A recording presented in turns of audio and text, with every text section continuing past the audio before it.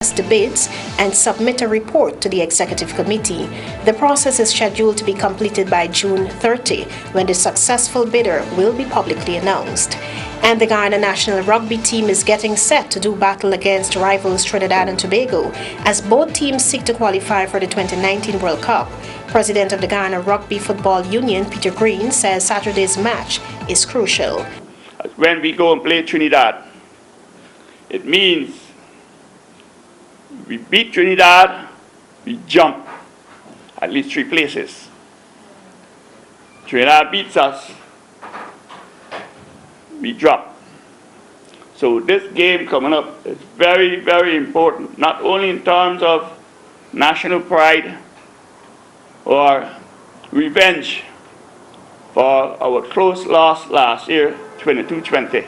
Guyana sits in 10th position among 40 countries in the latest ranking by Rugby America's North. You can follow us on Twitter and Facebook at NCN Guyana for these and other stories. A rebroadcast of the NCN News will be aired at 6 hours tomorrow.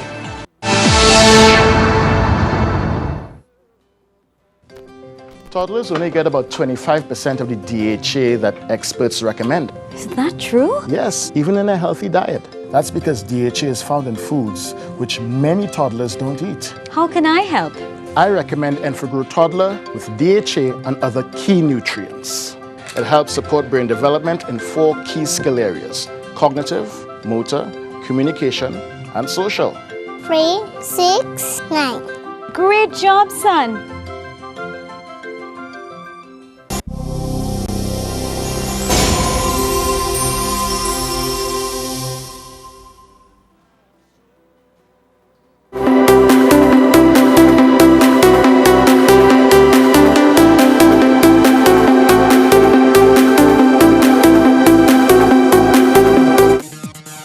Lucky 3 is a simple and easy way to win some quick cash. Select 3 numbers from 0 to 9 and decide how you wish to play.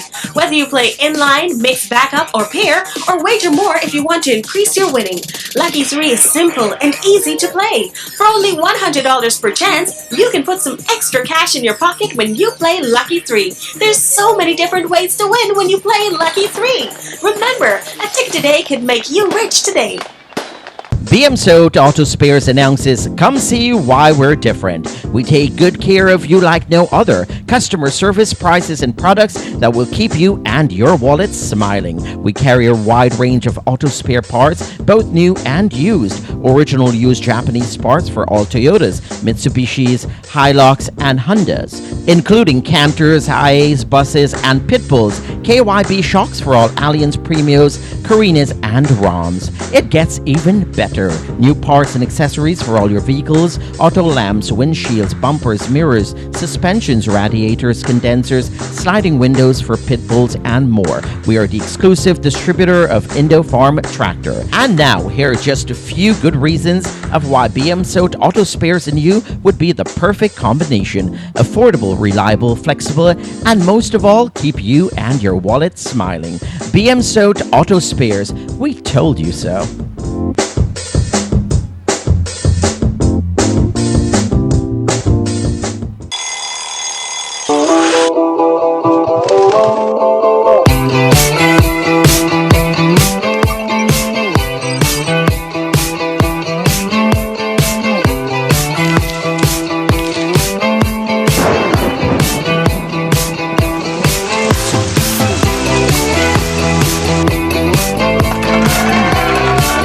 Transform your life with 4G mobile from Digicel. All the speed you need, everywhere you go.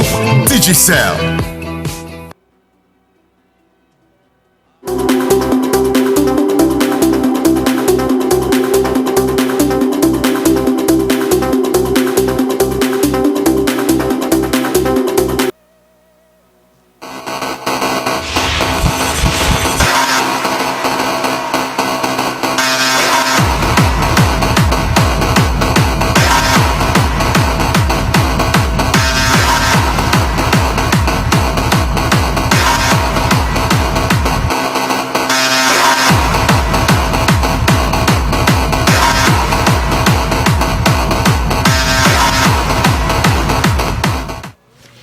Hi there, a very good evening to you. Welcome to NCN Sports Magazine. Remember, it's your midweek sports program on NCN TV.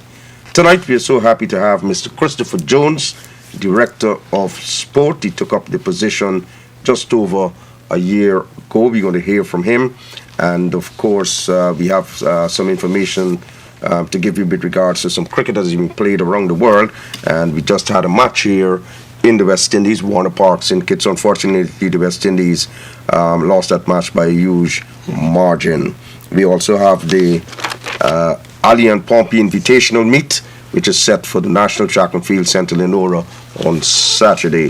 But again, I want to say how glad we are to have you on the program, Mr. Jones. Thank you very much. Right.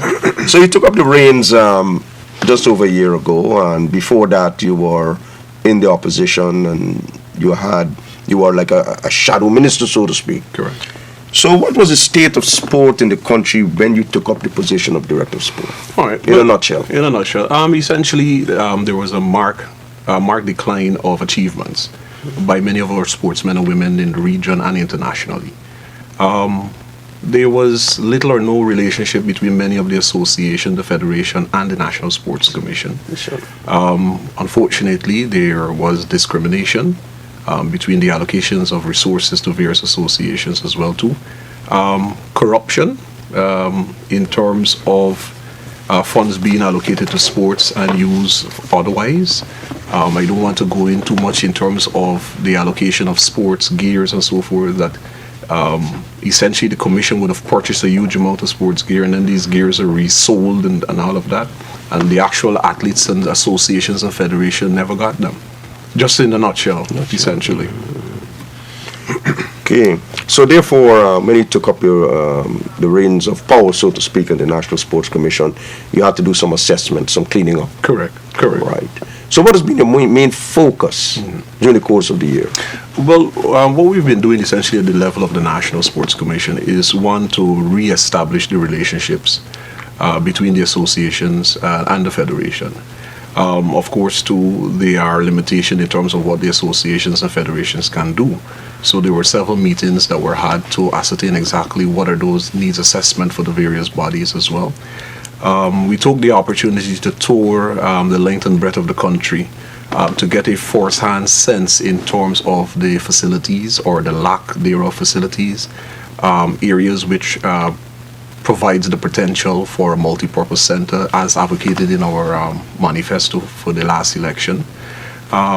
Establishment of a national database, because when we got in, well, essentially at the level of the National Sports Commission, I cannot go to a filing cabinet or perhaps a computer system and get information on an athlete from a particular discipline 10, 15 years ago, which in itself, it's mind-boggling as to how, as a government and administration, the basic things such as a database can be absent in a modern day like this. So essentially for the past year, we've been focusing on that. Of course, to noting that you must have a road plan ahead, and that speaks to the sports policy document. We've went as far as last year engaging the UNDP through Mr. Trevor Ben with a view of ascertaining whether or not the UNDP would be willing, again like they did previously, to fund a consultant to look at the draft sports policy document that was put out there a few years ago, with a view of ensuring that many of the associations who perhaps did not have the opportunity then to include some of the recommendation will have that opportunity now. And of course to use local consultant. Not hitting at the representative that came from Canada, because based on feedbacks I got, there was wide consultation, and the document is a very good document, but of course it comes with a somewhat of a European flair, not sort of a Caribbean, South America, Guyanese type flair.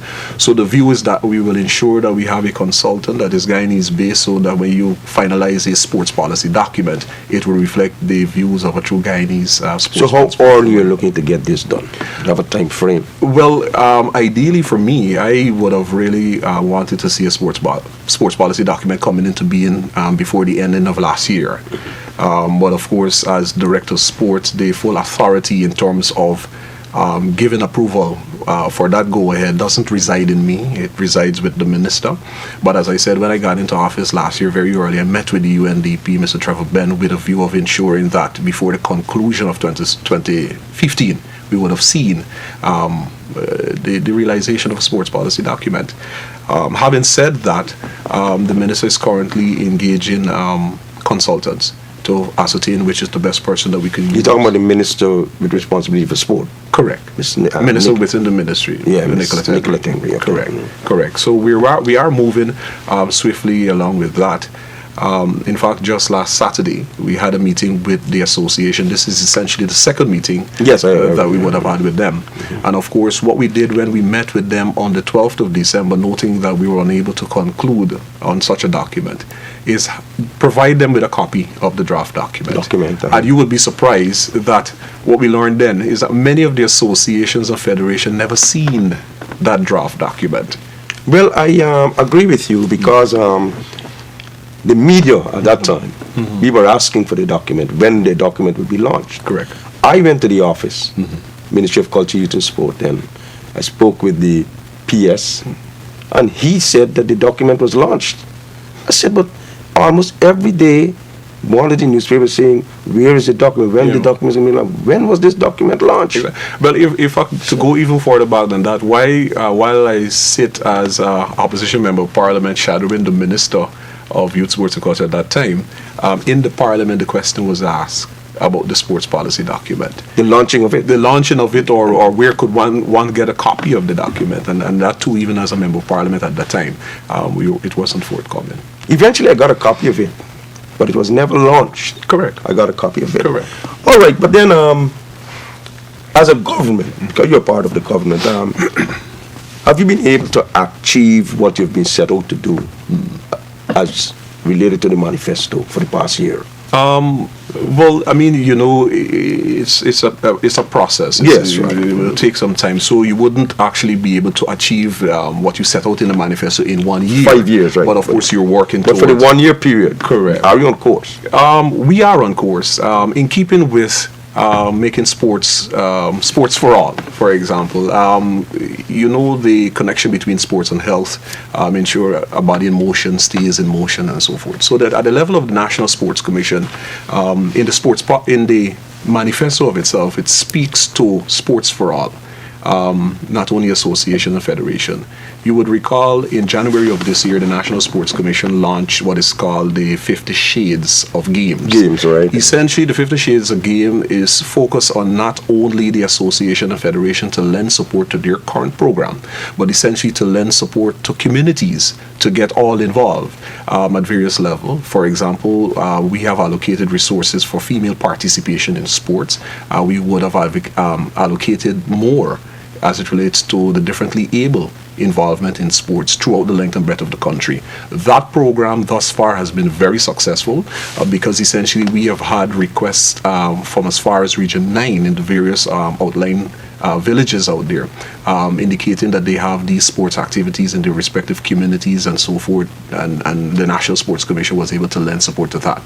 As it relates to the establishment of multi-purpose centers, what I did last year when I got into office is, you know, the gymnasium location. Yes. And currently we only have two such facilities, which is the gymnasium and the sports hall. So we have actually submitted to the budget for this year a request of $440 million, which essentially would have seen the several turfs being placed at the gymnasium in the outline. They would just cater for basketball, they would cater for lawn tennis, table tennis, hockey, and so forth, to name a few. Unfortunately, those monies were not approved in the budget allocation. Give it a take again, essentially you're moving from a budget allocation of $165 million per year to one single request of $440 million for one facility. That's a huge increase. Exactly. Outside of that, I've been able to propose to various international bodies, for example, and gain response thus far from the Mexican government, who would have indicated their willingness to fund 3 such multi-purpose centers. Just fund it for nothing in return, or just? Well, fund it. Just fund it. Just fund it. All right. Right. And the regions that they would have identified that they're willing to have these multipurpose centers, they are prepared to fund. It speaks to Region 4, Region 10, and Region 2. And of course, those documentation, so to speak, are currently between the Ministry of Finance and the Ministry of Foreign Affairs, awaiting the final approval of that. Yeah, but what the people need to know is time frames. People want to know time frames. I mean, I know His Excellency the President didn't mention that Mexican thing, but people are looking now for a schedule. Yeah. But look, we announced it. In a year's time, in 6 months' time, we're going to move to this, because what's happening in this country, in the past administration, and at times so far, announcements are made. Yes. And then you don't hear anything about it for a long while, or don't hear anything about it at all. So, the Mexican deal seems to be a good deal. It is. But we want to know when time frames. All right. Well, I'm unable at this time to provide you with such a time frame. All I can say is that within the fourth year, this was one that we were able to achieve. Three of those facilities. Correct. Yeah. Correct. Now, as it relates to ground enhancement, and in this case, I can speak about time frame. Essentially, at the level of the National Sports Commission, when we discussed ground enhancement and what we would want to see in terms of these facilities being upgraded. In the communities around the country. Correct. Is that essentially the previous administration would have provided to various communities a grant of $1 million. Yes, sir. Essentially, we are, and I'm still of the view, solidly of the view, that it makes absolutely no sense. It's a complete waste of taxpayers' money to be allocating $1 million to a community, because at many times, the result, what I saw, even in opposition, is that you would allocate $1 million to a community, and they want to rehabilitate the fence, for example, and the money barely is sufficient. The money is sufficient to just do like the eastern fence, and then they have to wait again next year to get the western fence, and so essentially it takes them 4 years to complete a ground, and by the time they complete the ground,